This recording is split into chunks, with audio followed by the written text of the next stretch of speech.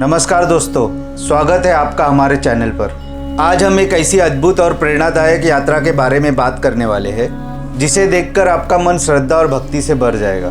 जी हाँ, हम बात कर रहे हैं कावड़ यात्रा की। हर साल लाखों शिवभक्त कंधे पर कावड़ उठाए बोलबम का नारा देते हुए मीलों पैदल चलते हैं। ये दृश्य अपने आप में अनोखा और अविश्वसनीय होता है। लेकिन क्या आपने कभी सोचा इस यात्रा का महत्व क्या है? ये कब शुरू होती है और कब समाप्त होती है? आज के इस वीडियो में हम इसी सवालों के जवाब जानेंगे। तो चलिए बिना किसी देरी के शुरू करते हैं कावड़ यात्रा का यह आध्यात्मिक सफर। कावड़ यात्रा यह सिर्फ धार्मिक यात्रा नहीं है, यह हमारी संस्कृति और आस्था का प्रतीक है। इसके महत्व को समझने के लिए हमें इसके पौराणिक कथाओं में जाना होगा। माना जाता है कि जब देवता और असुरों के बीच समुद्र मंथन हुआ था तो उसमें से हलाहल विष निकला था। इस विष की प्रचंडता से सृष्टि को बचाने के लिए भगवान शिव ने उसे अपने कंठ में धारण कर लिया, जिससे उनका नाम नीलकंठ पड़ गया और वे नीलकंठ कहलाए। इस विष की गर्मी को शांत करने के लिए देवताओं ने उन्हें गंगा जल अर्पित किया था। एक और मान्यता के अनुसार श्रवण कुमार पहले भक्त थे जिन्होंने अपने अंधे माता पिता को कावड़ में बिठाकर तीर्थ यात्रा कराई थी। इसी श्रद्धा और भक्ति भाव से प्रेरित होकर भक्त गंगा जल भरकर लाते हैं और भगवान शिव का जलाभिषेक करते हैं। कावड़ यात्रा त्याग, तपस्या और अटूट विश्वास का प्रतीक है। भक्त अपनी शारीरिक और मानसिक सीमाओं को पार करते हुए, कठिनाइयों का सामना करते हुए भी अपनी श्रद्धा को बनाए रखते हैं। यह यात्रा हमें सिखाती है कि सच्ची भक्ति में कितनी शक्ति होती है। कावड़ यात्रा कब शुरू होती है और कब खत्म होती है?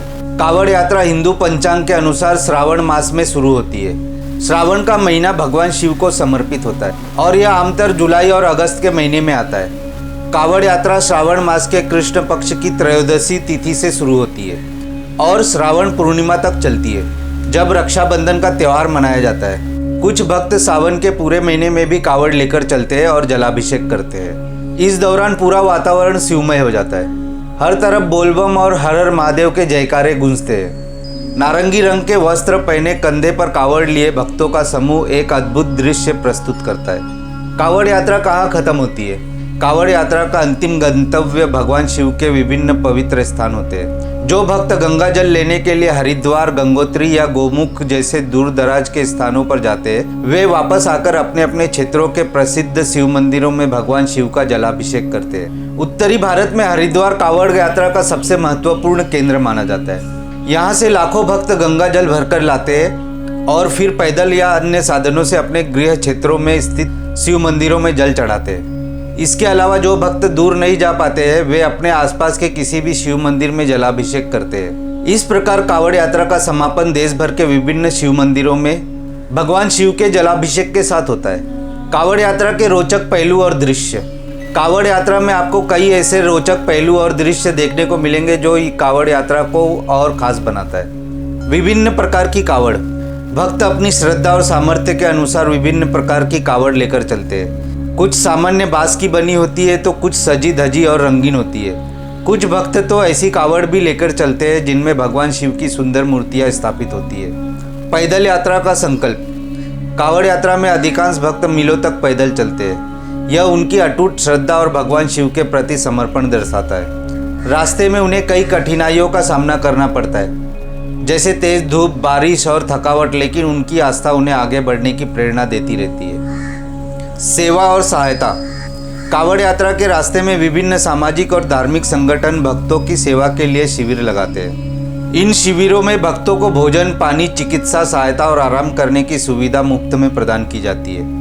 यह सामुदायिक सेवा और सहयोग का एक अद्भुत उदाहरण है। बोलबम के नारे। पूरी यात्रा के दौरान भक्त बोलबम और हर हर महादेव के नारे लगाते हुए चलते हैं। ये नारे उनके उत्साह और ऊर्जा को बनाए रखते हैं और पूरे वातावरण को भक्तिमय बना देते हैं।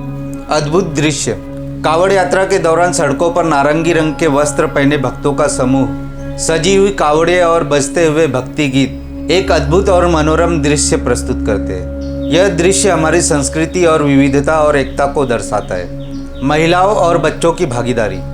कावड़ यात्रा में बड़ी संख्या में महिलाएं और बच्चे भी बढ़ चढ़कर हिस्सा लेते हैं। उनकी श्रद्धा और उत्साह देखकर हर कोई प्रेरित होता है। आधुनिकता का समावेश। समय के साथ कावड़ यात्रा में भी कुछ आधुनिक बदलाव देखने को मिले। अब भक्त ट्रॉलियों और अन्य वाहनों का भी उपयोग करते हैं, खासकर लंबी दूरी तय करने के लिए। हालांकि पैदल चलने का महत्व आज भी बना हुआ है। कांवड़ यात्रा भारत की एक महत्वपूर्ण धार्मिक और सांस्कृतिक परंपरा है। यह न केवल भगवान शिव के प्रति भक्तों की गहरी आस्था और समर्पण को दर्शाती है, बल्कि यह हमारी सामाजिक एकता और सामुदायिक भावना का भी प्रतीक है।